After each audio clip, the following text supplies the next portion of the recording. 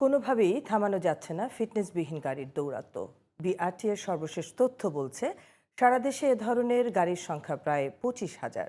সড়কে প্রায়ই দুর্ঘটনাসহ নানান ভোগান্তির কারণ হয়ে দাঁড়িয়েছে এসব গাড়ি। আর এ ব্যাপারে বিআরটিএর সক্ষমতা বাড়ানোর তাগিদ দিয়েছেন যোগাযোগ বিশেষজ্ঞরা। আর পুলিশের দাবি, 5 আগস্টের পর ট্রাফিক পুলিশের নিষ্ক্রিয়তার সুযোগে বেড়ে গিয়েছিল ফিটনেসবিহীন যানবাহনের দৌরাত্ম্য। রফিক মাহমুদের 2 পর্বের ধারাবাহিকের আজ দেখুন প্রথম পর্ব। ছবি তুলেছেন আবুল বাশার।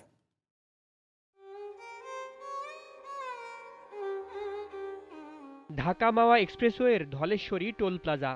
গত 27 ডিসেম্বর সকালে টোল পরিশোধের জন্য দাঁড়িয়ে থাকা প্রাইভেট কার ও মোটরসাইকেলকে চাপা দেয় ব্যাপারী পরিবহনের একটি বাস।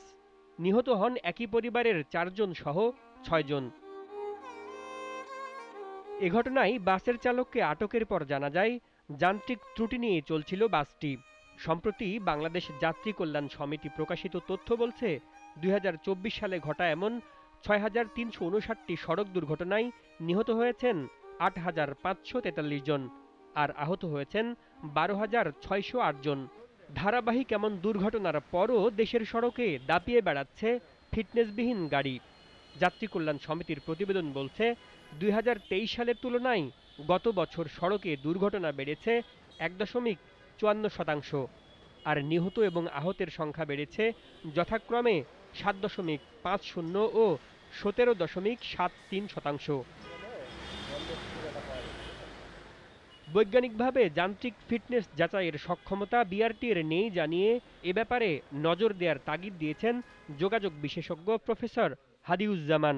আমরা কাঠামোগতভাবে অনেক সময় ফিটনেস দেখছি বাইরে থেকে, কিন্তু যান্ত্রিক ফিটনেস যাচাই বাছাই করার যে প্রক্রিয়া, বিজ্ঞানসম্মত যেভাবে আসলে এটাকে টেস্ট করার কথা, স্বয়ং বিআরটি এর কিন্তু এই সক্ষমতা এখনো তৈরি হয়নি। তো এক মিরপুর ছাড়া ভেহিকেল ইন্সপেকশন সেন্টার তাদের কোথাও নাই। তো এটা দেওয়া হচ্ছে কিভাবে? প্রক্রিয়াতে আমি মনে করি একটা গলদ আছে।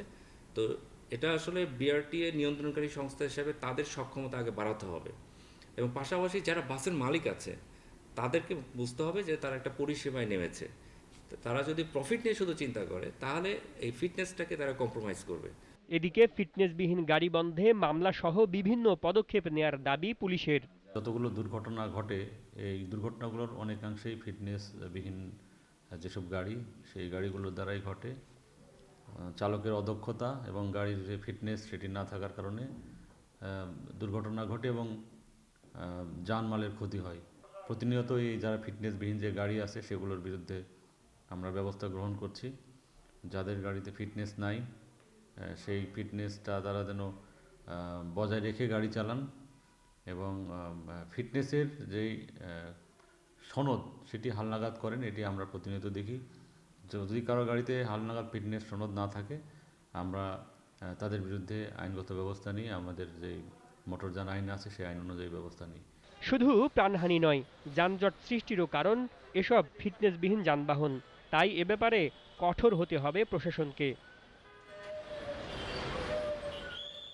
Rafiq Mahmud, GTV news, Dhaka.